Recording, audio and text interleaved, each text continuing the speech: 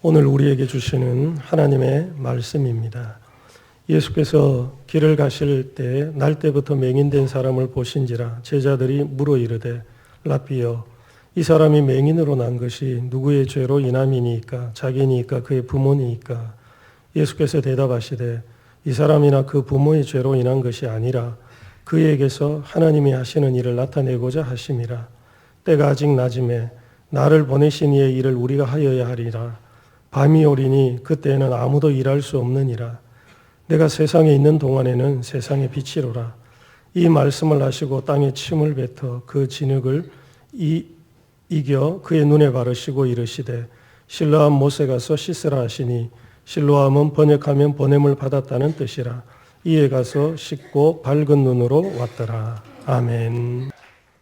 1월 둘째 주일이고 교회력으로는 주님 수세주일, 예수께서 세례를 받으심을 기념하는 주일입니다. 세례 요한은 예수께서 세례를 받으려 하자 말렸습니다. 내가 당신에게 세례를 받아야 하는데 당신이 내게로 오십니까? 그때 예수께서 우리가 이와 같이 하여 모든 의를 이루는 것이 합당하다 하셨습니다.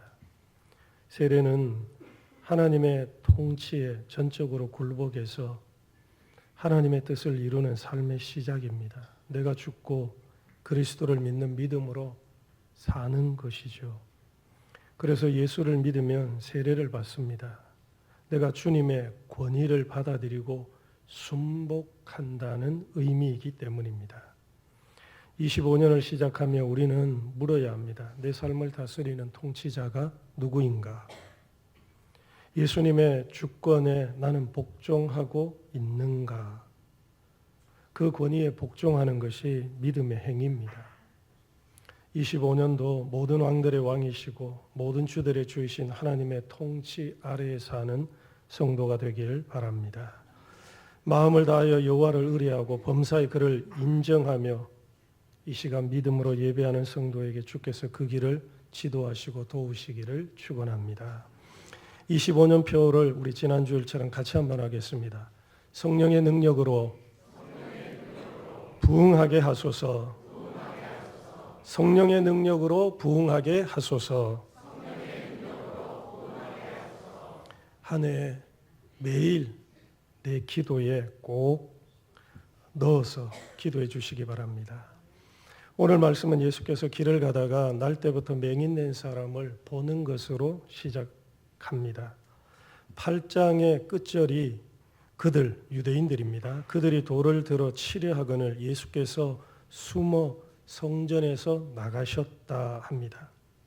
성전에서 예수께서 말씀을 전하셨는데 이 말씀을 들은 유대인들의 반응은 돌을 들어 치려는 것이었습니다. 위급해졌고 사태가 악화되는 것을 막고자 예수님은 성전을 떠나 몸을 피하셨습니다. 성전에서 빠져나오는 길에 예수께서 맹인을 보게 된 것입니다. 예수께서 맹인을 보자 제자들의 시선도 맹인을 향했을 것입니다. 그리고 제자들이 질문합니다. 2절에 제자들이 물어 이르되 라삐여 이 사람이 맹인으로 난 것이 누구의 죄로 인함이니까 자기니까 부모니까 그의 부모니까. 날 때부터 맹인이니 하늘을 본 적도 꽃을 본 적도 출렁이는 바다도 본 적이 없습니다. 자기를 낳은 부모의 얼굴도 자기 얼굴도 본 적이 없습니다. 그는 거린입니다. 8절에 이웃 사람들과 전에 그가 거린인 것을 보았던 사람들이 이르되 이는 앉아서 구걸하던 자가 아니냐 합니다. 그는 거지입니다. 그의 부모가 부자가 아니었던 것 같습니다. 부자였다면 그가 길거리로 내몰리지 않았을 겁니다. 비장애인도 취업하기가 쉽지 않은데 장애인을 누가 고용하려고 할까요? 앞을 보지 못하는 그가 교육을 제대로 받았을까요? 그가 무엇을 하고자 해도 할 수 있는 일이 거의 없습니다. 그래서 그는 길거리에 앉아 구걸할 수밖에 없는 거죠. 랍비들은 무엇보다 앞을 보지 못하기에 토라, 하나님의 말씀이 담긴 성경을 볼 수 없어서 저주받은 인생이다라고 말했습니다. 맹인이라는 것이 그의 인생을 열악하고 고통스럽고 비참하게 만든 거죠. 맹인이라는 것, 자라면서 맹인은 자신이 다른 사람과 다르다는 것을 알게 되었을 것입니다. 대부분의 사람들과 달리 자기는 앞을 보지 못한다는 것, 그것도 태어나면서부터 앞을 보지 못하는 것이 얼마나 힘들고 괴로웠을까요? 이런 자신의 신체로 인해 얼마나 눈물을 흘렸을까요? 그래서 제자들이 묻습니다. 이 사람이 왜 이렇게 태어났습니까? 이것이 누구의 죄 때문인가요? 그 부모인가요? 아니면 당사자인가요? 여러분은 어떻게 대답하겠습니까? 우리도 이 사람이 맹인으로 태어난 이유를 알고 싶습니다. 이것은 비그리스도인도 동일합니다. 세인들은 흔히 이렇게 말하죠. 전생에 무슨 죄를 지어서 내 팔자가 이렇게 기구한가, 이렇게 어렵게 사는가. 자신이 이렇게 힘든 삶의 원인을 어디에서 찾나요? 전생, 이전의 생에서 찾습니다. 이 생이 아니라 전생에서 찾습니다.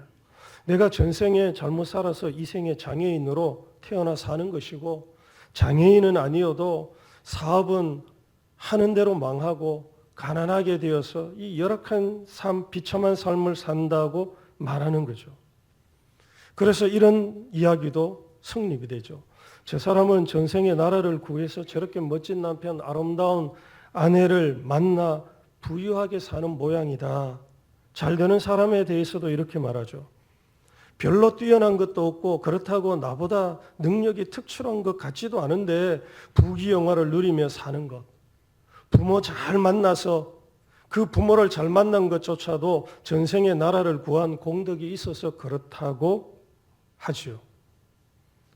인과관계에 익숙한 우리는 현생에서 답을 찾지 못하기에 전생을 소환하는 겁니다. 내가 이렇게 사는 것, 저 사람이 맹인으로 태어나 사는 것, 아무리 생각해도 이 땅에서의 문제는 아닌 것 같습니다. 이 생에서 내가 정말 열심히 살았는데 할 수 있는 노력을 다 해서 나도 잘 살아보려고 했는데 나아지지 않고 점점 어려워지고 이 비참함을 벗어날 수 없는 것 같습니다. 도대체 내 인생은 왜 이렇게 꼬이고 안 되는가 알고 싶습니다. 그런데 이 생에서 답을 찾을 수 없고, 그런데 답은 찾아야 하겠고, 그래야 위로가 되고 수긍이 되기에 전생을 소환하는 것입니다. 전생이 있는지 없는지 알지 못하고 그것을 믿지도 않으면서 그렇게 말하는 거죠. 물론 성경은 윤회, 전생을 거부합니다. 그러나 세상 사람들은 이렇게 말합니다. 이것은 맹인에 대한 질문인 동시에 자기 자신을 향한 질문이기 때문이죠. 맹인이 왜 이렇게 사는가? 저 사람은 왜 저렇게 맹인으로 사는가라는 고통, 고난의 문제를 내가 고통스럽고 힘겨울 때 역시 내게 같은 질문을 하는 거죠. 유대인들은 전생을 인정하지 않습니다. 그러면 현재 여기서 이렇게 저 사람이 사는 원인을 찾아야 하는 거죠. 그러면 부모 아니면 맹인 당사자죠. 제자들도 누구의 죄 때문이냐고 묻지요. 즉, 이 사람이 맹인으로 태어난 것은 부모의 죄든 당사자의 죄든 죄의 결과라는 뜻입니다. 이 사람이 이렇게 태어나서 이렇게 사는 고통, 비참의 문제는 죄의 결과입니다. 이것은 성경에서 말하는 것과 비슷합니다. 일맥상통합니다. 세상에 죽음과 고통이 있습니다. 시기와 오해, 분열과 싸움이 있죠. 세상이 왜 이렇게 되었을까요? 사람의 죄 때문입니다. 하나님께서 창조한 세상은 아름다운 세상, 하나님 보시기에 좋은 세상이었습니다. 이 아름답고 평화로운 세상이 왜 죽음과 파괴 세상이 되었습니까? 아담과 하와의 죄 때문이죠. 우리의 죄 때문이죠. 이들의 죄로 인해 땅은 저주를 받았고 여자는 임신과 해산의 고통이 더해졌으며 남자는 수고해야 땅의 소산을 먹을 수 있게 되었습니다. 이스라엘이 바벨론에 의해 망하게 된 것, 그들의 소중한 기업을 빼앗기고 바벨론의 포로로 끌려간 것도 죄의 결과지요. 그래서 유대인들은 익숙하게 고통, 고난의 원인을 죄에서 찾습니다. 그리고 많은 경우, 실제로는 대부분의 경우는 이 고통, 이 비참함의 결과를 가져온 원인은 죄가 맞습니다. 내 죄 혹은 이웃의 죄 때문입니다. 내가 죄를 지어 그 결과에 이르지 않아도 이웃의 죄 때문에 내가 고통과 파국을 맞기도 합니다. 누가 내 소유를 훔치면 고통은 누가 받나요? 잃어버린 사람, 내가 받죠. 부모가 잘못하면 누가 고통을 받나요? 자녀지요. 물론 죄를 지은 사람도 받습니다. 그래서 죄는 죄를 지은 당사자와 피해자의 인생을 함께 고통스럽게 만듭니다. 나만 잘 산다고 되는 일이 아니라는 겁니다. 누군가의 죄가 내 삶을 지독한 고통과 파국으로 몰아갈 수 있습니다. 하와가 사탄의 유혹을 받았습니다. 하와가 먼저 죄를 지었죠. 그 결과가 어떻습니까? 아담까지 죄와 선악을 알게 하는 열매를 먹게 하여 타락하게 만듭니다. 혹시라도 아담이 먹지 않았어도 아담의 범죄로 인해 가족의 행복, 부부의 행복, 공동체의 행복은 이미 깨어진 겁니다. 같이 사는데 아내가 타락했습니다. 남편이 타락했습니다. 그러면 아내 혼자, 남편 혼자 기쁘고 행복할 수 있나요? 그래서 공동체가 중요합니다. 행복과 기쁨은 개인의 것이기도 하지만 공동체가 함께 하나님을 경유하는 길에 있는 것입니다. 그래서 가족 공동체가 중요하고 교회 공동체가 굉장히 중요합니다. 나 혼자 잘해서 되는 문제가 아니라 함께 하나님을 경외하고 그 의를 따라 사는 삶에 함께 기뻐하고 행복한 길이 열려 있기 때문이죠. 따라서 제자들이 누구의 죄 때문이냐고 묻는 것은 유대 사회에서 당연한 질문입니다. 그러면 누구의 죄 때문에 이 사람은 맹인으로 태어나서 이렇게 힘들고 어렵게 살까요? 당사자라고 하는 사람이 있습니다. 그러면 이해가 되지 않죠. 아니, 태어날 때부터 맹인인데 죄의 결과로, 그 사람이 지은 죄의 결과로 맹인이 되었다면 이 사람이 언제 죄를 지었다는 뜻인가요? 죄를 지을 시간이 있어야죠. 그래서 당사자라고 말하는 랍비들, 유대인들은 엄마 뱃속에서라고 말합니다. 이것을 어디서 가지고 오는가 하면요, 에서와 야곱에게서 갖고 옵니다. 창세기 25장에 리브가가 임신했는데 쌍둥이였죠. 그 두 아들이 뱃속에서 싸웁니다. 이렇게 하나님께 말합니다. 그 아들들이 그의 태 속에서 서로 싸우는지라 그가 이르되 이럴 경우에는 내가 어찌할꼬. 이삭의 아내 리브가가 임신했는데 쌍둥이였습니다. 이 둘이 엄마 뱃속에서 서로 싸우는 겁니다. 그 싸움이 태어나고 계속되죠. 에서와 야곱 형제 사이가 별로 좋지 않았습니다. 이들은 쌍둥이라서 엄마 뱃속에서 둘이 서로 싸웠다 하지만 그렇지 않는 경우는 싸움이 없지 않냐 말할 수 있는데 어쨌든 이들의 주장은 엄마 뱃속에서 태에 있을 때부터 죄를 지었다라고 하는 겁니다. 그러면 부모의 죄 때문인가요? 수긍이 되지요. 임신했을 때 부모가 담배 피우고 술 마시고 마약 복용하고 잘못된 약을 맞지 않는 약을 복용하면 태 아기에게 심각한 영향을 줍니다. 그래서 내가 이렇게 된 것은 부모 때문이야 합니다. 공부를 못하는 것도 내가 하는 일마다 잘 되지 않는 것도 부모, 조상 탓이라고 말하는 거죠. 어느 목사님이 한 성도를 상담한 이야기가 있습니다. 한 번은 혼외정사, 불륜이죠. 외도, 문제로 어떤 성도가 상담을 받으러 왔는데 그 사람의 태도가 여간 당당하고 떳떳한 것이 아니었던 거죠. 떳떳한 것이었습니다. 이렇게 말합니다. 나는요, 어차피 외도할 수밖에 없는 놈이에요. 우리 아버지도 그랬고 우리 할아버지는 여자를 무려 서너시나 두었거든요. 조상들에게 저주의 피를 물려받았는데 난들 어떡합니까? 이 사람은 자신의 이 외도가 자신의 탓이 아니라 부모 조상에게서 물려받은 것이라 어쩔 수 없다는 거죠. 마치 오늘 말씀에 맹인이 태어날 때부터 맹인이도 자신은 태어날 때부터 외도하게끔 태어났다는 겁니다. 자신의 삶, 자신의 행위에 대한 정당성을 부모, 조상의 유전자로 그 원인을 돌리는 겁니다. 내가 죄를 짓는 것이 내가 짓는 것이 아닌 거죠. 부모로 인해서 짓는 것이고 세상 때문에 짓는 것이죠. 죄에 대한 나의 책임은 없는 겁니다. 부모 때문에 어쩔 수 없이 나는 그런 인생을 물려받았기 때문에 난 그렇게밖에 살 수가 없다는 거죠.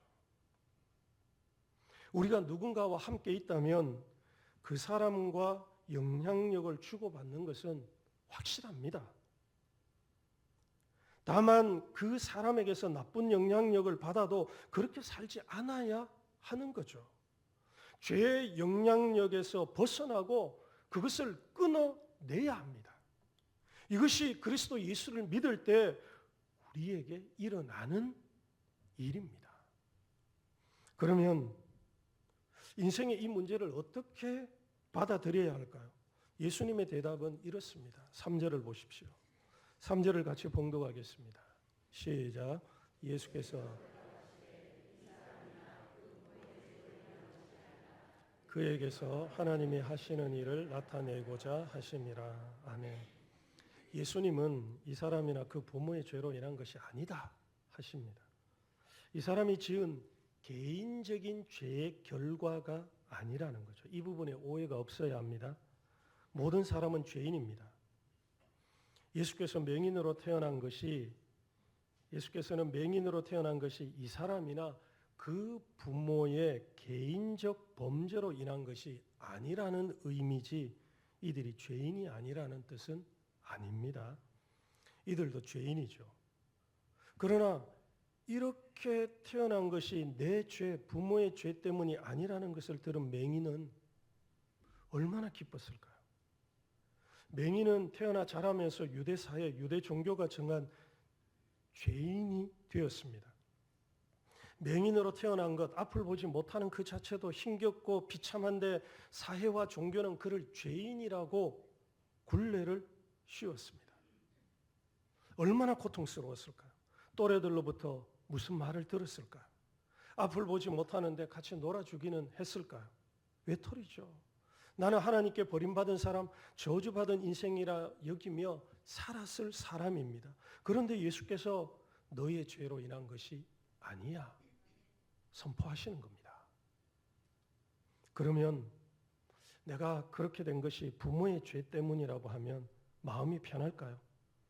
죄인의 자식이 되죠.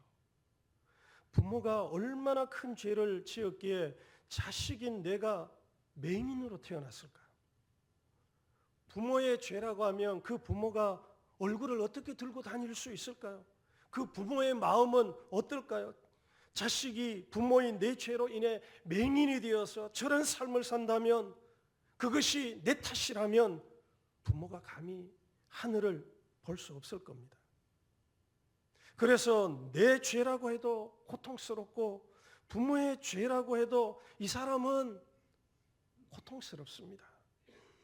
유대 사회에서는, 유대 종교에서는 어떤 대답을 해도 이 맹인을 죄의 멍에에서 벗겨주지를 못하는 겁니다.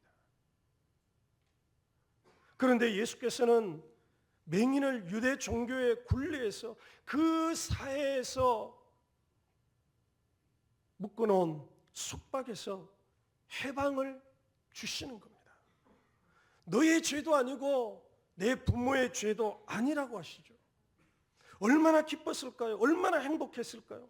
지금까지 내가 무슨 죄를 지어서 자책감을 가지고 내가 이렇게 모질고 비참한 인생을 살아야 하는가 생각했는데 그것이 아니구나. 그것이 잘못된 것이었구나.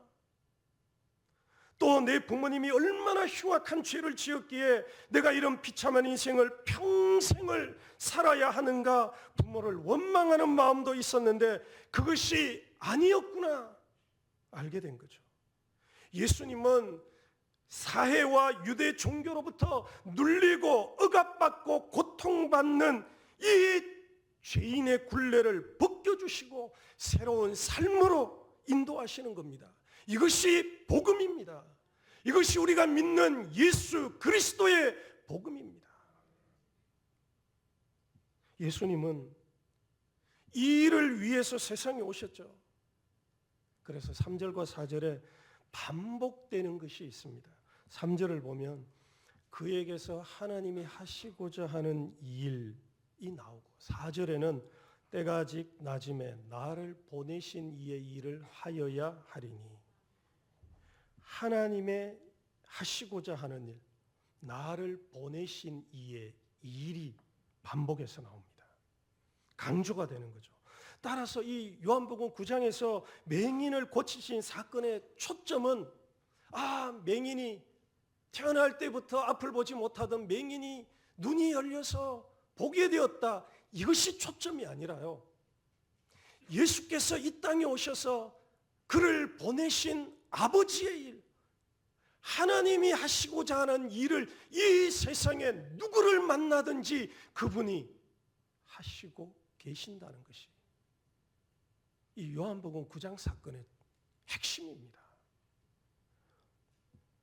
주님은 하나님의 일을 하시죠. 예수께서 세상에 오신 이유가 무엇입니까? 하나님의 일을 위해 예수님은 보냄을 받았습니다. 따라서 예수께서는 자신을 보내신 이의 일을 지금 맹인에게 하시는 겁니다. 그 일이 무엇입니까? 구원입니다. 영생이죠. 자비와 긍휼로 맹인의 삶을 새롭게 열어주시는 겁니다. 8장의 가늠한 여인에게도 예수께서 새로운 인생을 열어주셨죠. 예수님은 여인에게 나도 너를 정죄하지 아니하노니 가서 다시는 죄를 범하지 말라 하셨습니다. 예수님은 정죄하기 위해 오신 것이 아닙니다. 하나님의 일을 하기 위해 세상에 오셨습니다. 사람들을 쥐잡듯 하려고, 잡으려고, 그리고 또 다른 종교의 굴레를 만들어 우리에게 씌우려고 오신 것이 아닙니다. 자유, 영생 주시기 위해 오셨습니다. 예수님은 사람을 만날 때 하나님의 일, 즉 영혼을 사랑하고 그 인생을 사랑하고 그 인생을 구원하는 일을 하시는 거죠. 천국의 복음을 전하여 그 인생을 열어주십니다. 이것이 보내진 자의 사명이기 때문입니다. 사랑하사 구원하는 것이 하나님의 일이기 때문이죠. 그래서 맹인에게도 하나님의 일을 하신 겁니다. 사람들이 맹인 앞에서 누구의 죄 때문인가를 분석하고 의논하고 맹인에게 상처를 주고 모욕하였습니다. 맹인을 한 인격으로 여긴다면 맹인이 있는 곳에서 그렇게 함부로 말하면 안 되죠. 존중해야죠. 그런데 제자들조차도 아무렇지도 않게 맹인이 있는 곳에서 죄 문제를 거론하는 겁니다. 누구의 죄 때문인가? 그런데 예수께서는 맹인을 한 사람으로 보고 하나님의 일, 그의 눈이 열려 예수가 그리스도인 것을 알게 하는 구원의 일을 하셨습니다. 예수님은 모든 사람에게 그리하셨습니다. 내가 세상의 빛이다. 그리고 예수님은 사람들에게 이 빛을 비추어 주시는 겁니다. 어떤 이는 이 빛에 뒤돌아 외면했고 어떤 이는 이 빛을 받아들였죠. 예수님은 세상에 보내어져 하나님의 일을 할 때 거절당하고 모욕당하고 돌을 들어 치려고 위협해도 하나님의 일을 행하셨습니다. 심지어 골고다 그 십자가에서 죽기까지 나를 보내신 이의 일, 하나님의 일을 하시죠. 이것이 이 땅에 사는 이 땅에 존재하는 그분의 삶이었기 때문입니다. 사랑하는 여러분, 여러분은 여러분을 보내신 이의 일을 하고 있나요? 여러분을 택하사 구원을 주신 예수님, 그 예수께서 내가 너희를 세상에 보내노라 하심에 명령하신 그 일을 하고 있나요? 예수님은 보내신 이의 일을 하다가 그 일로 삶을 마쳤습니다. 그렇게 달려갈 길을 가셨죠. 한 해를 시작하며 나를 만세 전에 택하신 경륜의 목적이 무엇인지를 회복해야 합니다. 우리는 그 일로 여기 있기 때문이죠. 그 일을 벗어나면 우리는 부르심의 목적에서 벗어난 겁니다. 죄의 의미가 무엇입니까? 관역을 향해 가야 하는데 벗어난 거죠.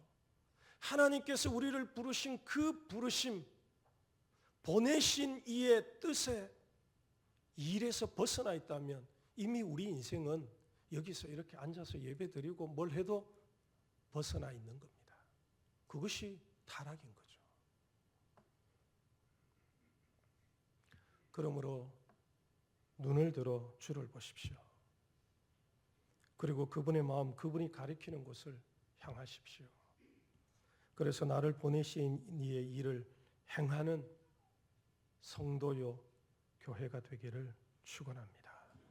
우리 이 시간 같이 한번 기도하겠습니다. 오늘 말씀을 기억하며 기도하시고요. 이 기도는 반드시 해야 됩니다. 하나님, 성령의 능력으로 부흥하게 하소서. 하나님, 내 심령이 부흥하게, 내 심령이 다시 살아나게.